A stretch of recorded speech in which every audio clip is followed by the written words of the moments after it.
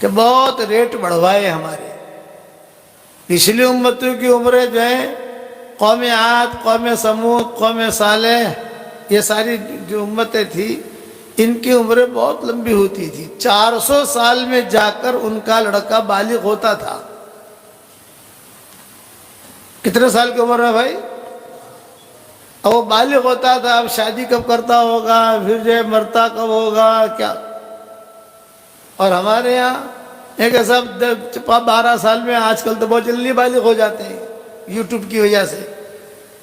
یہ جو اللہ بلا ہے نا یوٹیوب کی، فیس بک کی دجالی فتنہ، تو جلدی بالغ ہو جاتے ہیں. لڑکیاں بھی جلدی بالغ ہو جاتی ہیں.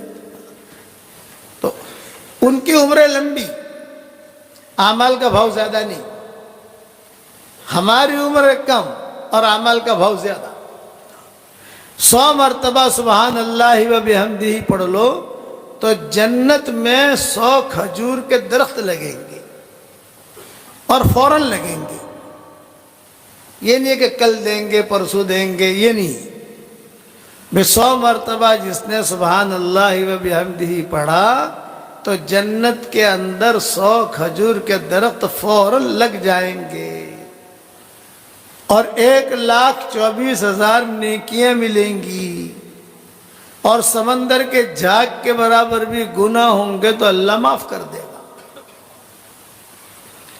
پچھلی امتوں میں یہ فضیلتیں نہیں ملے گی آپ کو، اس امت میں ہے.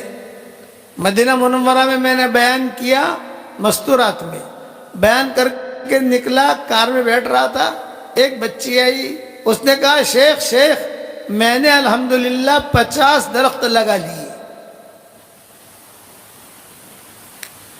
میں نے کہا بہت مبارک ماشاءاللہ. آگے بڑھا تو اس کی بڑی بہن آئی، اس نے کہا حضرت اس نے تو 50 لگائے، میں نے 100 لگا لیے.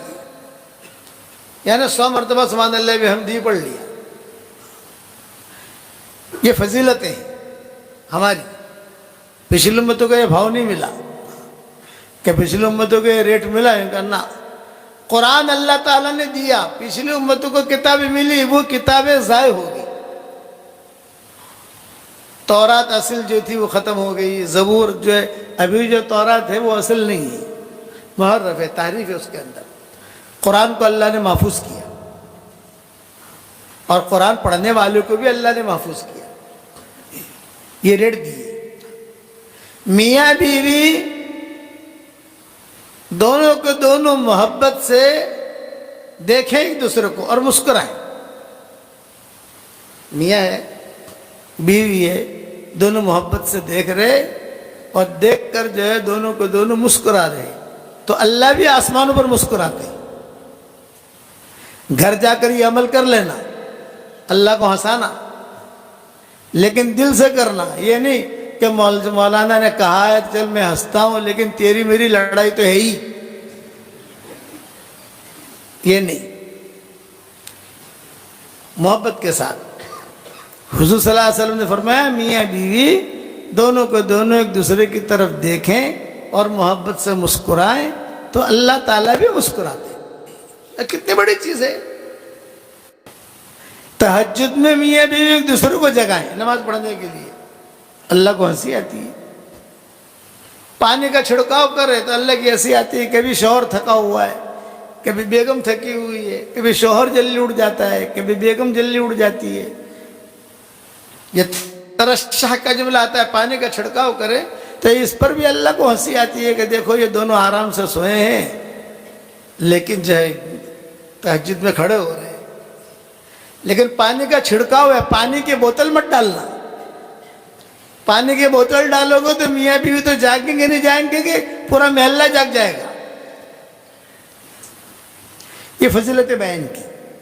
پچھلے امتوں میں فضیلتیں نہیں ملے گی آپ کو. میاں بیوی ایک دوسرے سے پیار سے محبت سے مصافحہ کر رہے ہیں. سلف صالحین دونوں ہاتھوں سے مصافحہ کرتے تھے. تو کسی نے پوچھا دونوں ہاتھوں سے کیوں؟ تاکہ بولا 10 انگلیاں اس کی، 10 انگلیاں اس کی، تو اب 20 انگلیوں سے گناہ ہمارے جھڑے. ایک ہاتھ سے مصافحہ کریں گے تو 5 اس کی، 5 اس کی، تو 5 انگلیوں سے گناہ جھڑیں گے.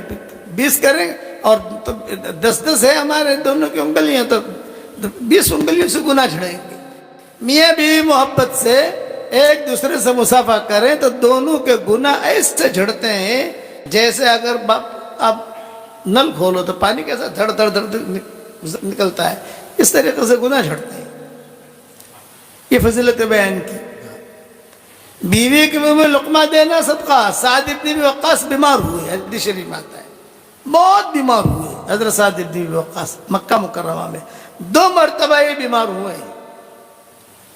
ایک مرتبہ مکہ میں بیمار ہوئے، ایک مرتبہ مدینہ منورہ میں بیمار ہوئے حضرت سعد بن ابی وقاص۔ تو حضور صلی اللہ علیہ وسلم مکہ میں ملنے کے لیے آئے سعد بن ابی وقاص سے، پھر طبیعت آپ کی خراب ہے یہ وہ، تو حضرت سعد بن ابی وقاص نے کہا کہ حضرت بہت بیمار ہوں اور موت کی آہٹ سن رہا ہوں۔ آپ نے فرمایا نہیں نہیں، تجھے اس بیماری میں موت نہیں آئے گی، اللہ تعالیٰ تو تجھ سے بہت کام لے گا۔ یہ سعد بن ابی وقاص ہے جو ایران کے فاتح بنے ہیں دور فاروقی میں۔ کہا نہیں نہیں، اللہ تیری عمر میں بہت برکت دے گا۔ تو سعد بن ابی وقاص کے پاس مال بہت تھا اور ایک بیوی اور ایک لڑکی تھی۔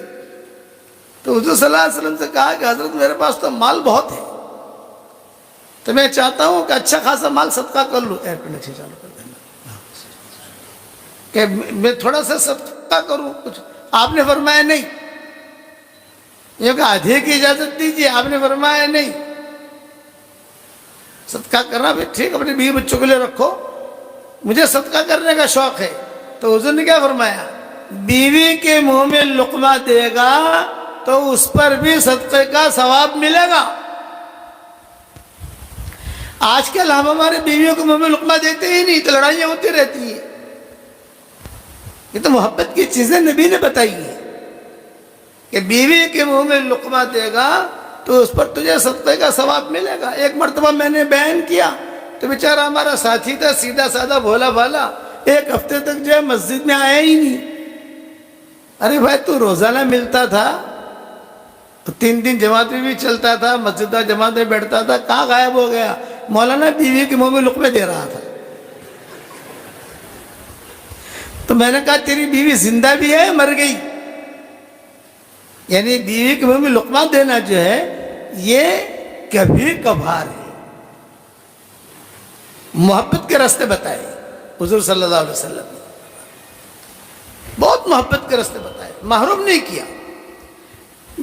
گناہ معاف کرانے کے اسباب بہت بتائے، نیکیاں بڑھانے کے اسباب بہت بتائے، بے انتہا، کہ گناہ معاف کرانے کے اسباب بہت اور نیکیاں بڑھانے کے اسباب بہت۔